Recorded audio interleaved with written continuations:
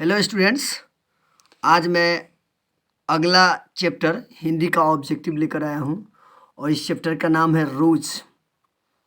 और यह मेरी कोशिश है कि प्रत्येक चैप्टर का ऑब्जेक्टिव बारीकी से डाल दूँ और आपके लिए फ़ायदेमंद होगा और इसको ध्यान से सुनेंगे और देखेंगे भी। तो चलिए हम देखते हैं। यहाँ है सच्चिदानंद हीरानंद वात्स्यायन अयज्ञ द्वारा लिखी हुई कहानी कौन सी है? तो रोज कहानी लिखी हुई है। अज्ञेय मूलतः क्या है? अज्ञेय कहानीकार है। अज्ञेय कहानीकार है। अगला क्वेश्चन है,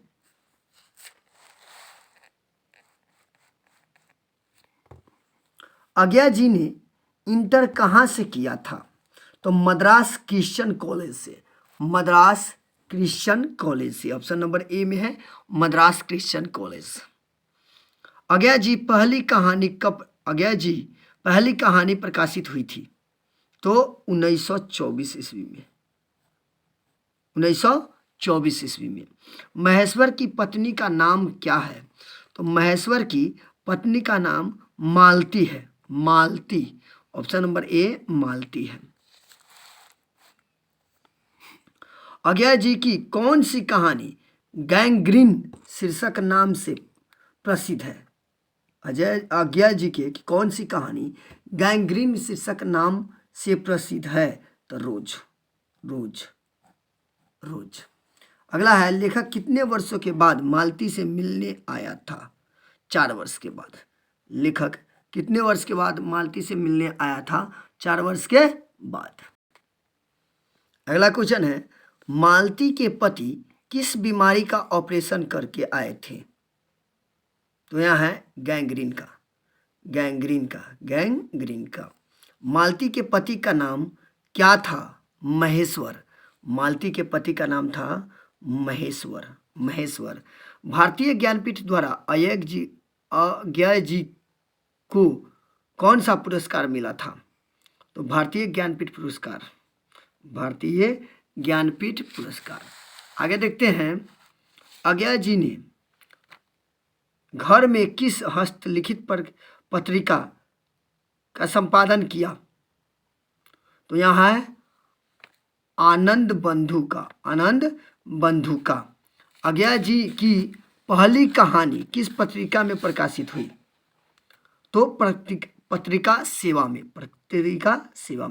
अज्ञेय जी की पहली कहानी किस पत्रिका में प्रकाशित हुई? तो पत्रिका सेवा में। महेश्वर कौन सा फल लेकर आया था? तो महेश्वर आम लेकर आया था। अगला क्वेश्चन है, रोज कहानी का कौन सा पात्र डॉक्टर पेशेवर से जुड़ा हुआ है? तो महेश्वर। अज्ञेय जी ने कितनी वर्ष की उम्र में कविता लिखनी शुरू किया? तो 10 वर्ष की उम्र में। अज्ञेय जी ने कितनी वर्ष की उम्र में कविता लिखनी शुरू किया? तो 10 वर्ष की उम्र में। मालती का पति क्या है? मालती का पति डॉक्टर है।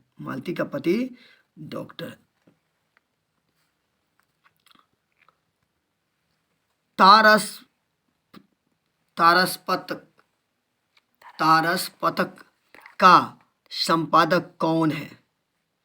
तो ये सच्चिदानंद हीरानंद वात्स्यायन अयज्ञ है। अयज्ञ किस बात से संबंधित है? अयज्ञ किस बात से संबंधित है? तो प्रयोगवाद से। इनमें अज्ञेय का नाटक कौन है? इनमें अज्ञेय का नाटक कौन है? तो उत्तर प्रियदर्शी। गैंग्रीन इनमें किससे संबंध है? गैंग्रीन इनमें किससे संबंध है? तो बीमारी से। गैंग्रीन बीमारी से संबंध है, बीमारी होती है। मालती महेश्वर की संतान का क्या नाम है? मालती महेश्वर की संतान का क्या नाम है? तो रीटी। नदी के द्वीप किसकी रचना है? तो नदी के द्वीप अज्ञेय की रचना है। अज्ञेय, ऑप्शन नंबर सी, नदी के द्वीप अज्ञेय की रचना है। अज्ञेय को ज्ञानपीठ पुरस्कार किस रचना पर प्राप्त हुआ? अज्ञेय को ज्ञानपीठ पुरस्कार किस रचना पर प्राप्त हुआ? तो कितनी नावों में कितनी बार, कितनी नावों में कितनी बार रचना पर ज्ञानपीठ पुरस्कार प्राप्त हुआ? अज्ञेय का जन्म हुआ था 7 मार्च 1911 को। अज्ञेय का जन्म 7 मार्च 1911 को हुआ था। अज्ञेय के पिता का नाम था, तो अज्ञेय के पिता का नाम था डॉक्टर हीरानंद शास्त्री। डॉक्टर हीरानंद शास्त्री। आगे देखेंगे कौन सी पुस्तक अज्ञेय की है? कौन सी पुस्तक अज्ञेय की है? तो हरी घास पर क्षण भर, हरी घास पर क्षण भर अज्ञेय की पुस्तक है। कौन सी रचना अज्ञेय की नहीं है? तो तिरछी अज्ञेय की रचना नहीं है। तिरछी अज्ञेय की रचना नहीं है। रोज कहानी की नायिका है, रोज कहानी की नायिका है मालती। रोज कहानी की नायिका है मालती। रोज कहानी में अतिथि बनकर आता है, रोज कहानी में अतिथि बनकर आता है कौन? तो मालती से दूर के रिश्तेदार का भाई, मालती से दूर के रिश्तेदार का भाई। रोज कहानी घंटे की किस खड़कन के साथ समाप्त होती है? रोज कहानी घंटे की किस खड़कन के साथ समाप्त होती है? तो 11 खड़कन के साथ, 11 खड़कन के साथ। कौन सी कृति अज्ञेय की नहीं है? तो पल्लव, पल्लव अज्ञेय की कृति नहीं है। कौन सी कृति अज्ञेय की है? तो नदी के दीप अज्ञेय की कृति है। नदी के दीप अज्ञेय की कृति है। रोज इनमें से क्या है? तो कहानी है। रोज क्या है? कहानी है। रोज क्या है? कहानी है। उत्तर प्रियदर्शी नाटक के नाटककार है। उत्तर प्रियदर्शी नाटक के नाटककार अज्ञेय है। अज्ञेय है। शेखर एक जीवनी किस विद्या की कृति है? तो उपन्यास, उपन्यास विद्या की कृति है। उपन्यास विद्या की कृति है। अज्ञेय की माँ का नाम था वयंती देवी। अज्ञेय की माँ का नाम था वयंती देवी। रोज कहानी की नायिका है। रोज कहानी की नायिका कौन है? मालती। रोज कहानी की नायिका मालती है।